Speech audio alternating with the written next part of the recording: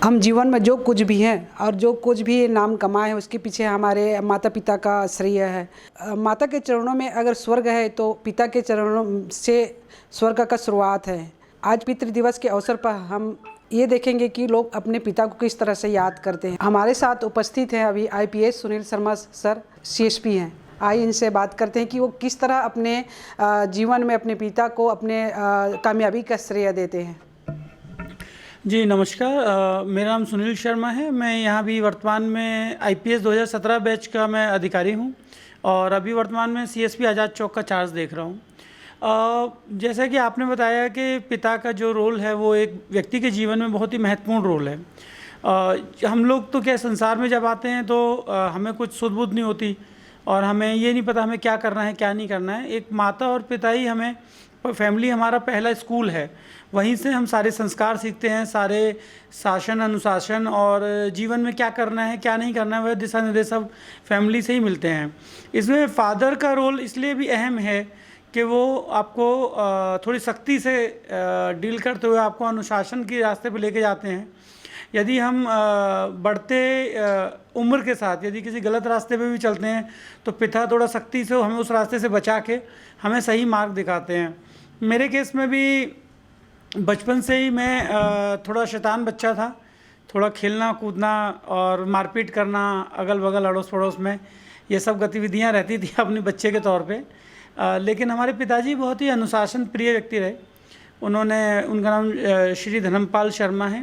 अभी वर्तमान में उनका गाजियाबाद में स्कूल है, Bharadwaj public junior high school के नाम से स्कूल चलाते हैं। तो चूँकि एक अध्यापक रहे हैं, प्रिंसिपल रहे हैं, तो उन्होंने शुरू से उसी तरीके से हमें भी अनुशासन में रखा। और सुबह जैसे जल्दी उठना 4 बजे, उसके बाद एक्सरसाइज के लिए लेके जाना और सुबह स्कूल के लिए समय से हमें साथ लेके जाना। और उसके बाद शाम को जब भी हम लोग स्कूल से आते थे तो फिर रात को पिताजी पूरा दिन भर का ब्यौरा लेते थे, भाई आप क्या पढ़ के आए हैं क्या नहीं पढ़ के आए हैं, यदि कोई चीज़ पेंडिंग है तो क्यों चल रही है। उन्होंने इतना सतत ध्यान रखा हमारे ऊपर कि मैं तो उसका बहुत शुक्रगुजार हूँ और ईश्वर का बहुत धन्यवाद ज्ञापित करता हूँ कि मुझे उनके जैसे पिता इस जीवन में मिले, जिनके कारण मैं एक साधारण बच्चे से एक आईपीएस तक का मेरा जो सफ़र है मैं पूरा कर पाया। मुझे कक्षा 11th का याद है। कक्षा 11 में मैं कुछ ज़्यादा फिल्में वगैरह देखने लग गया था स्कूल से भाग के, क्योंकि अमिताभ बच्चन और ये आमिर खान और ये बॉबी देओल, इन सब की, सन्नी देओल, इनकी फिल्में मुझे बहुत पसंद थी। तो कक्षा 11th में मैं सरकारी स्कूल में एंट्री किया तो वहाँ पे एक दो इस तरह की संगत हो गई कि भाई स्कूल से भाग के फिल्म देखने का शौक़ पड़ गया, जिसके चलते स्कोर्स जो थे, पहले फर्स्ट टर्म में सितंबर में रिजल्ट आया तो उसमें मार्क्स थोड़े कम आए और उसमें 2 विषय में अपन फेल भी हुए, फिजिक्स और केमिस्ट्री में। तो वो रिज़ल्ट कार्ड जब पिताजी के हाथ लगा घर पे, क्योंकि साइन कराना रहता था, 4-5 दिन छुपा के रखे, लेकिन अंततः पिताजी के हाथ लग गया तो फिर डांट भी पड़ी, थोड़ी पिटाई भी हुई। हालांकि उस समय बहुत बुरा लगा, लेकिन एक चीज़ थी कि वो दिन जो था वो एकदम टर्निंग पॉइंट था कि मेरे पिताजी मेरी वजह से इतना दुखी हुए कि भाई मैं वो क्या कर रहे हैं और मैं किन रास्ते पे चल पड़ा था।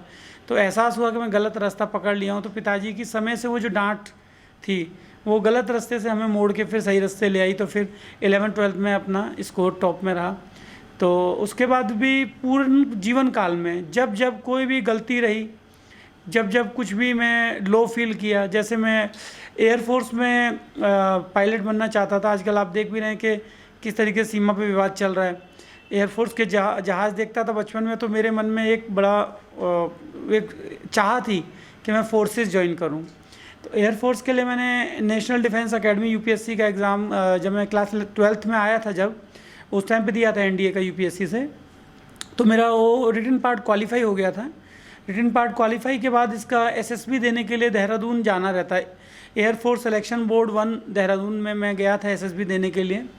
तो वहाँ कुल 300 बच्चे बुलाए गए थे। तो पहले दिन स्क्रीन आउट नहीं हुआ, मतलब सेलेक्ट हो गया। फिर धीरे धीरे पूरे 5 दिन इंटरव्यू चलते रहे, ग्रुप टास्क वगैरह, ग्रुप डिस्कशंस वगैरह, इंटरव्यू वगैरह, साइकोलॉजिकल टेस्ट भी होते हैं वहाँ पे। पायलट एप्टीट्यूड बैटरी टेस्ट सब क्लियर कर लिया। अंतिम 5th दिन वो लोग फाइनली 4 या 5 बच्चों के नाम लेते हैं। जो 300 बच्चे टोटल शुरू में 300-350 जाते हैं, उनमें आखिरी 4 या 5 को सेलेक्ट करते हैं। काफ़ी टफ रहता है वहाँ पे इंटरव्यू। तो मेरा उसमें नाम नहीं आया। तो मैं 17 साल का एक बिल्कुल यंग बच्चा था, जिसके लिए बहुत बड़ा मतलब एक तरीके से पहाड़ टूटने वाली घटना थी कि मन टूट गया एकदम, क्योंकि मैं उसके लिए बहुत मेहनत से 1.5 साल से तैयारी किया था 11th-12th में। तो मन टूट गया। पिताजी को फ़ोन किया वहीं से, वो घटना मुझे अभी भी याद आती है। तो मैं उसको फ़ोन किया पिताजी को, वहाँ से पिताजी को बूथ से, पीसीओ बूथ होते उस टाइम फ़ोन किया। तो पिताजी फ़ोन उठाए तो मैं काफ़ी मतलब इमोशनल हो गया, बहुत काफ़ी दुखी था, बहुत ज़्यादा इमोशनल था। तो फादर मेरे उस तरफ से बोले फ़ोन से कि बेटे उदास मत हो, दुखी मत हो, तुम्हारे साथ हम खड़े हैं। तुमने अभी एक छोटी सी जो एक हिस्सा है लड़ाई का, वो तुम उसमें नाकामयाब हुए हो, लेकिन तुम्हारे सामने पूरा बहुत बड़ा जीवन पड़ा है, तुम्हारे सामने खुला आसमान है। यदि तुम्हें देश की सेवा करनी है तो ज़रूरी नहीं कि वो एयरफोर्स के माध्यम से ही होगी, उसमें आप पायलट बन के ही ऐसा नहीं है कि वो सेवा वो आप कर सकते हैं। तुम पे बहुत साधन है, बहुत मार्ग हैं, और मैं तुम्हारे साथ हूँ। जो उन्होंने ये बात बोली कि मैं, चाहे तुम फेल हो, पास हो, तुम कम मार्क्स लाए, अच्छे मार्क्स लाए, तुम छोटे अधिकारी हो, बड़े अधिकारी हो, मैं तुम्हारे साथ हूँ। वो जो उन्होंने हिम्मत दी ना, वो मतलब मेरे जीवन का सबसे मतलब भावुक पल है। लौट के आया, फिर दिल्ली पुलिस का टीचर बन गया पहले गवर्नमेंट में, फिर उसके बाद दिल्ली पुलिस में वर्दी का तो शुरू से था, तो दिल्ली पुलिस में चला गया, 5 साल सब इंस्पेक्टर रहा उधर।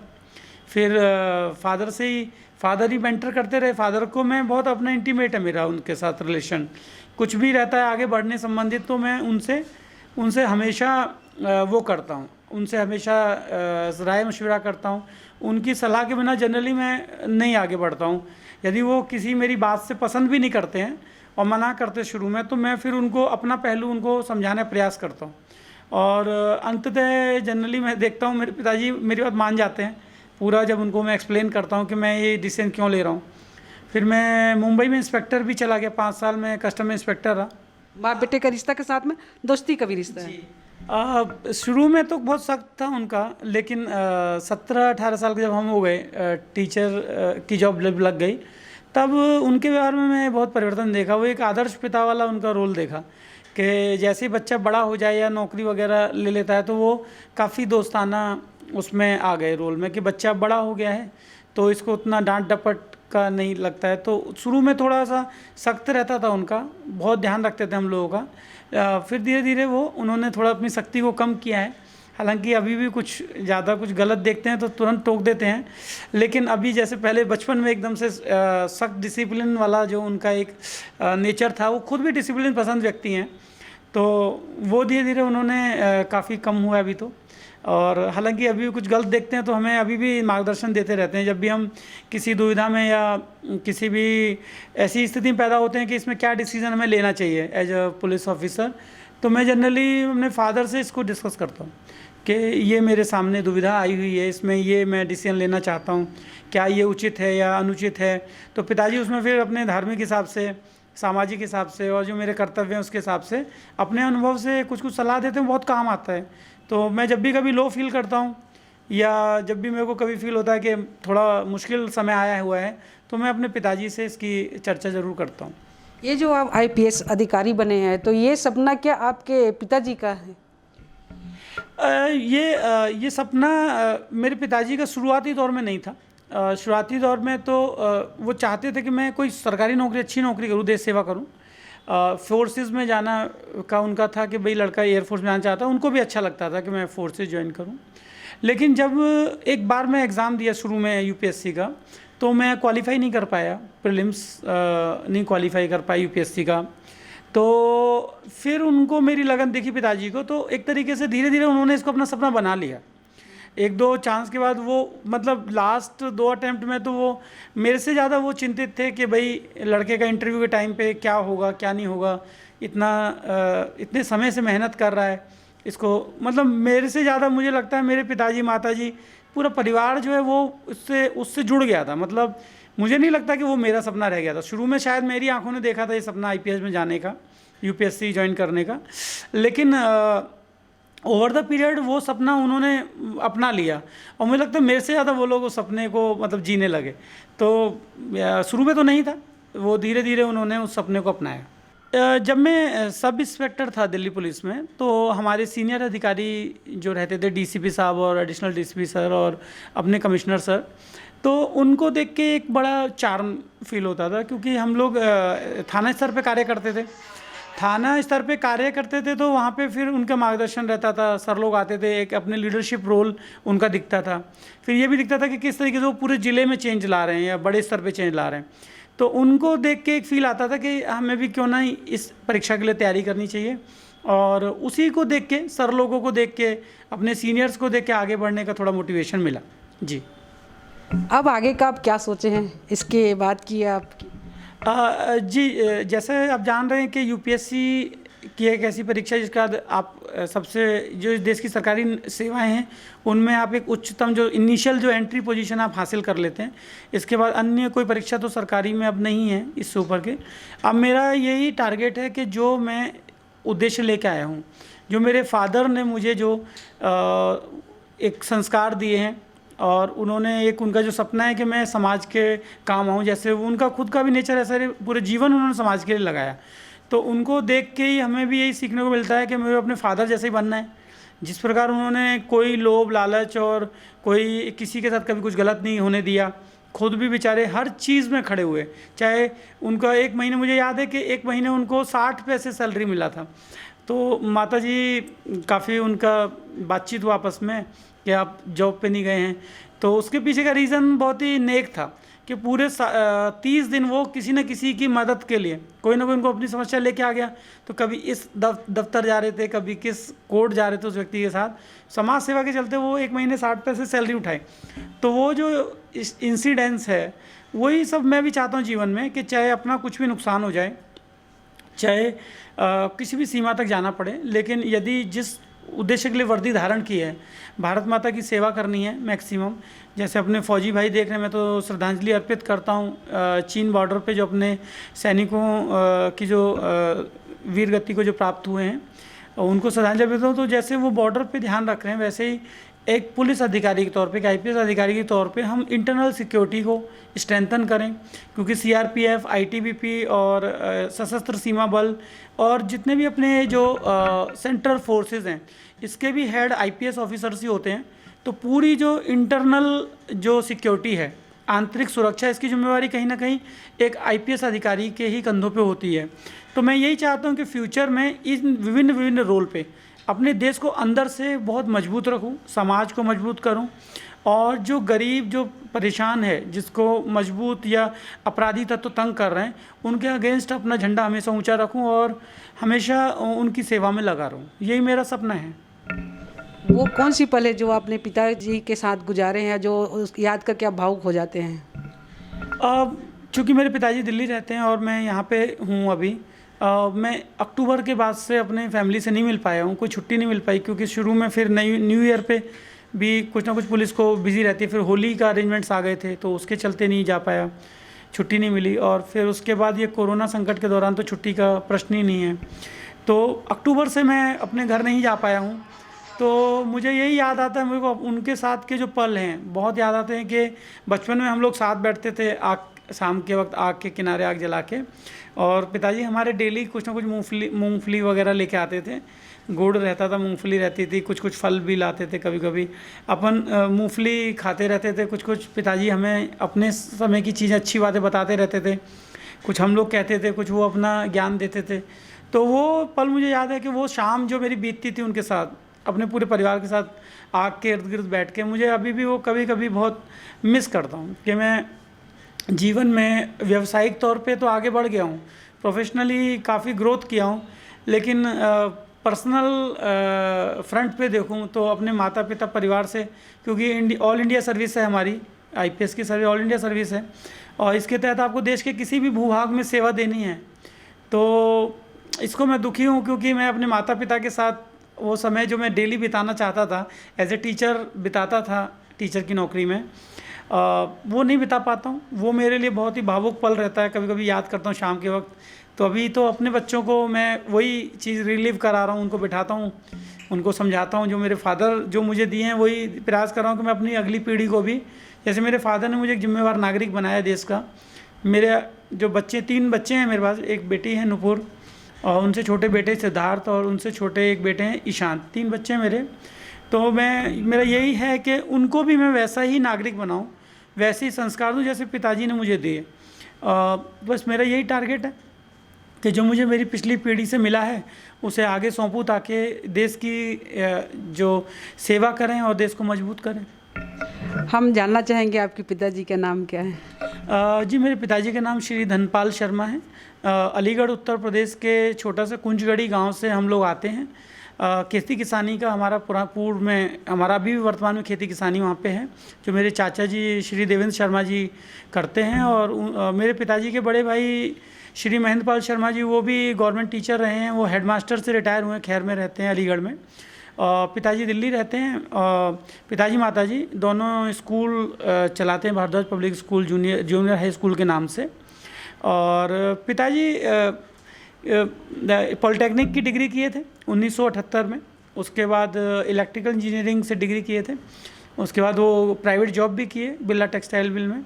उसके बाद फिर उन्होंने कुछ स्ट्रगल किया, मिल की नौकरी छूटने के बाद 4-5 साल उनका बहुत स्ट्रगल पीरियड रहा। हम लोग का बहुत स्ट्रगल का पीरियड रहा, बहुत ही मतलब परेशानी भरा दौर था 4-5 साल का।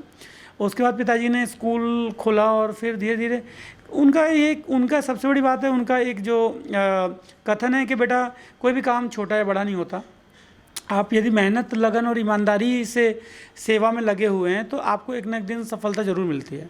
तो मैं यही आपके माध्यम से सभी जो व्यूअर्स जो देख रहे हैं उनको यही मैसेज देना चाहता हूं कि आप अपने माता पिता के ऋणों को आप कभी जीवन में चुका नहीं सकते। आप अपने माता पिता, चाहे वो किसी भी एज पे हैं, चाहे उनको कोई भी परेशानी है, आप उनका मान सम्मान करें, उनका आदर करें, उनका सत्कार करें, क्योंकि इस संसार में लाने वाले हैं वो हमें। और इस संसार में हमें वो कुछ हम बनते हैं जीवन में, कहीं ना कहीं उसमें माता पिता का ही सबसे अहम रोल उसमें रहता है। तो आपके व्यूअर्स के माध्यम से मैं अपील करना चाहता हूँ सभी लोगों से कि अपने माता पिता को की सेवा करें, उनकी आज्ञा का पालन करें और कभी भी माता पिता को कष्ट ना दें। हम देख रहे हैं पुलिस थाने में कई आजकल इस तरह के माता पिता जो हैं बेचारे बेघर हैं, उनको इस तरह के केसेस आ रहे हैं। और अनाथ आश्रम वगैरह, वृद्धाश्रम वगैरह में भी माता पिता को छोड़ा जा रहा है। तो मेरी अपील है आपके माध्यम से कि इसके लिए भारत सरकार ने कानून भी बनाया है। जो भी अपने माता पिता के साथ कुछ भी अन्याय करेगा, अत्याचार करेगा, तो उसके विरुद्ध भी कानूनी कार्रवाई का प्रावधान है। तो मैं इसलिए सावधान करना चाहता हूँ उन बच्चों को जो अपने बच्चे के जो कर्तव्य हैं, माता पिता के जो कर्तव्य उनको भूल गए, उनको सताते हैं, उनको परेशान करते हैं ओल्ड एज में, उनको भी सावधान करना चाहता हूँ। और बाकी सबसे अपील करना चाहता हूँ कि अपने माता पिता की सेवा करें, उनका ध्यान रखें। और जिस तरीके से जब आप छोटे थे, जब आप कुछ कर नहीं सकते थे, उन्होंने आपको बड़ा किया। अब ओल्ड एज में जब उनको वो बेचारे चाहते हैं कि आप 2 पल उनके साथ बैठें, 2 पल आप उनके साथ बिताएं, तो आप उनको अपना समय दें। सबसे कीमती समय है। आज एकाकी जीवन हो रहा है, एकाकी या अकेलेपन के चलते बहुत लोग आत्महत्या हैं, अवसाद में गुजर रहे हैं कई बुज़ुर्ग लोग। तो मेरा समय कि उनका भी मन करता है कि 2 पल आप उनके पास बैठें, उनको अपना दर्द बताएं, उनको उनकी बात सुनें और उनको अपने गले लगाएं, उनके आंसुओं को पोंछें। तो मेरी हाथ जोड़ के बस यही प्रार्थना है सभी व्यूअर्स से कि अपने माता पिता, ये फादर्स डे अब मना रहे हैं, अच्छी बात है, लेकिन पूरा साल ही मदर फादर डे है। अपने पूरे साल भर अपने माता पिता के पास बैठें, कम से कम आधा घंटा दिन में उनको दें। वेद में भी कहा गया है कि भगवान से पहले अपने माता पिता को याद करते, जैसे गुरु ब्रह्मा गुरु विष्णु गुरुदेव महेश्वरा गुरु साक्षात परम तस्मै श्री गुरुवे नमः। तो सबसे पहले इंसान का गुरु माता पिता होता है, उनकी उंगली पकड़ के आगे बढ़ते हैं, फादर का उंगली आगे पकड़ के होते हैं। तो आप किस रूप में देखते हैं अपने माता पिता को? मैं उन्हें ईश्वर के समतुल्य मानता हूँ, क्योंकि ईश्वर तो ना हम किसी ने देखा है, ईश्वर को तो हम एक भाव हैं जिनकी हम पूजा करते हैं अंतरात्मा से, लेकिन वो तो साक्षात ईश्वर का स्वरूप है। और मैं तो कहता हूँ कि हर गलती माफ़ करते हैं, और यदि गलती माफ़ नहीं करते, डांटते हैं, पीटते भी हैं, तो कहीं ना कहीं अच्छे के लिए, भले के लिए ही उनके मन में यही रहता उद्देश्य कि मेरा बच्चा जो है उसका भविष्य अच्छा हो, वो ठीक से आगे बढ़े। तो मैं तो उनको भगवान के तौर पे ही मानता हूँ, अपने माता पिता को। और उनका धन्यवाद करता हूँ हृदय से। जी। आप एक सफल व्यक्ति हैं, पितृ दिवस के अवसर पे अपने पिताजी को किस तरह से आप धन्यवाद देना चाहेंगे? मैं उनसे मिलना चाहता हूँ और मैं कोशिश करूँगा कोरोना संकट ख़त्म हो जाए तो जल्द से जल्द अपने सीनियर अधिकारीगणों से रिक्वेस्ट करके छुट्टी लेके और दिल्ली जाऊँ और अपने माता पिता के साथ वही पुराने दिन जीऊँ। 5 से 6 दिन तो कम से कम रहूँ। मेरा बस यही है, मैं पितृ दिवस के अवसर पे मेरी बस यही हार्दिक इच्छा है कि जल्दी से जल्दी कोरोना संकट जो है हमारे देश से, दुनिया से जल्दी समाप्त हो, और जैसे ही वो समाप्त होता है तो मैं छुट्टी अप्लाई करूं यहाँ अपनी ड्यूटी से और 5-7 दिन अपने माता पिता के साथ बिताऊं, यही मेरा मन है। ये थे सुनील शर्मा जी, जो आईपीएस अधिकारी हैं। इनकी पहला पोस्टिंग है। इन्होंने भी आज पितृ दिवस के अवसर पे उन्होंने ये खुशी जाहिर किया है कि याद किया है, उन्हें सुनहरा पल को याद किया है जो उन्होंने अपने घर में बिताए, अपने पिताजी के साथ बिताए हैं मूंगफली खाते हुए। और उन्होंने ये भी जाहिर किया है कि वो पितृ दिवस के अवसर पर अपने पिताजी से जल्द मुलाकात करने की। अरुण जंगिल कैमरामैन के साथ मैं हूँ चित्रा पटेल, रायपुर, TCP।